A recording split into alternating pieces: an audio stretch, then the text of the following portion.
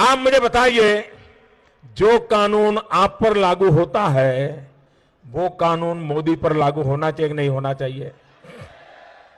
होना चाहिए कि नहीं होना चाहिए?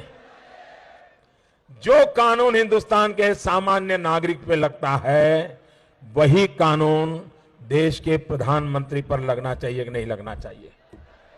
इसमें कोई भेदभाव होना चाहिए क्या? क्या मोदी प्रधानमंत्री बन गया तो उसको स्पेशल राइट होना चाहिए क्या?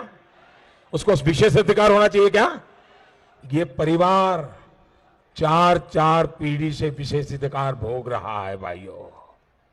मैंने लाल लाइट निकाल दी, लाल लाइट, तो भी उनको परेशान हुई। मुझे बताइए, लाल लाइट निकाल दी, किसी ने आत्महत्या की क्या? कोई मर गया क्या? ये सब ऐसे ही खैरखा बनकर के घूम रहे थे, लोगों पर रौब झाड़ते थे। अरे सामान्य मानवी की तरह जी नहीं सकते क्या?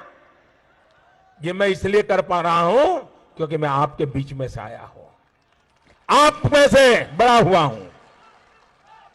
भाइयों बहनों, आज आपने कोने में अखबार में खबर देखी होगी, करोड़ों रुपयों का घपला इनकम टैक्स में, फर्जी कंपनियों के नाम पर घपला, और उनकी सरकार के समय सारी फाइलें बंद कर दी थी।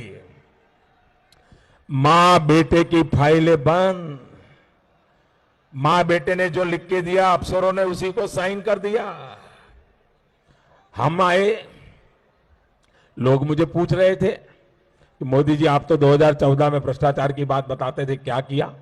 आपका हक है कि नहीं है? मुझे करना चाहिए नहीं करना चाहिए? और वो काम देश हित का है कि नहीं है? किसी के साथ हमारा अन्याय करने का इरादा तो नहीं है ना? आपको विश्वास है ना? तो मैंने अफसरों को कहा भाई ये नहीं चलेगा, अगर मोदी की भी गड़बड़ करता है तो उसको भी ठीक करो, और अगर ये नामदार परिवार गड़बड़ करता है तो उसको भी ठीक करो। सारे पुराने मामले खोले गए, ये कोर्ट में चले गए कि सरकार पुरानी चीजें हो गई है, हाथ नहीं लगा सकती, इसको देख नहीं सकती, हमने जो किया वो फाइनल। क्यों भाई? झूठ किया वो भी फाइनल, चोरी की वो भी फाइनल, लूट चलाई वो भी फाइनल।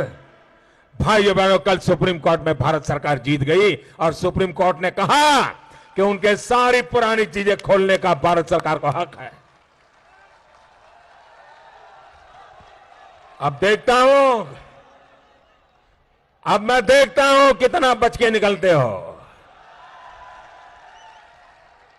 भाइयों बहनों, क्या कभी किसी ने सोचा था कि ये नामदार परिवार जो चार चार पीढ़ी देश पे राज किया हो, इस देश में ऐसे राग दरबारियों की फौज है, हिंदुस्तान के हर कोने में राग दरबारियों की एक फौज है, जिन्होंने दो दो तीन तीन पीढ़ी, इन चार पीढ़ी से मलाई खाई है, माल खाया है, उनका नमक खाया है, वे आज भी उनकी सेवा करने में लगे हुए हैं।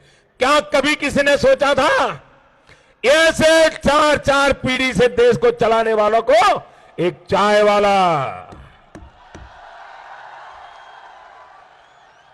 उसकी हिम्मत देखो, एक चाय वाला उनको अदालत के दरवाजे पर ले गया।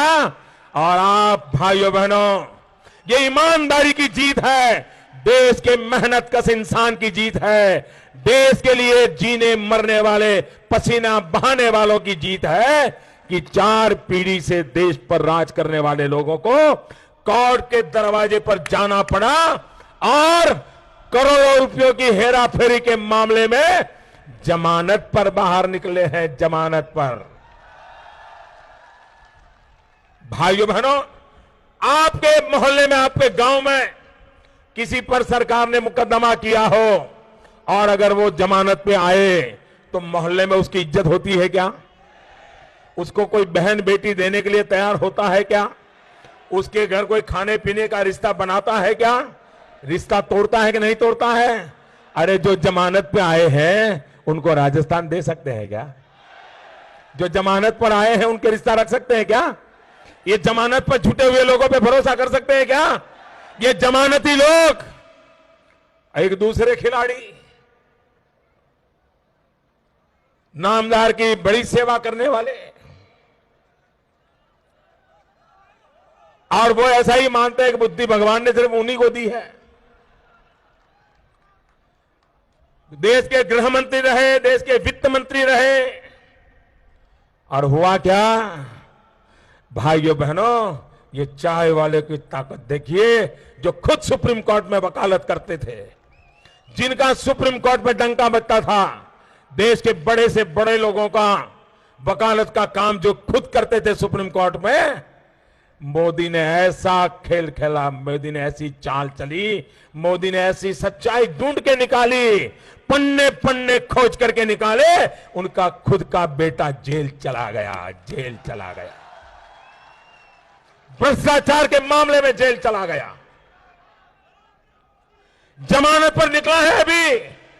और ये महाशय भी अपनी सुप्रीम कोर्ट के वकील के नाते जो भी उनकी दुनिया रही होगी, उसका फायदा उठा करके हर बार कोर्ट में जाकर के गिड़गिड़ाते हैं, अगली डेट दे दो, अगली डेट दे दो।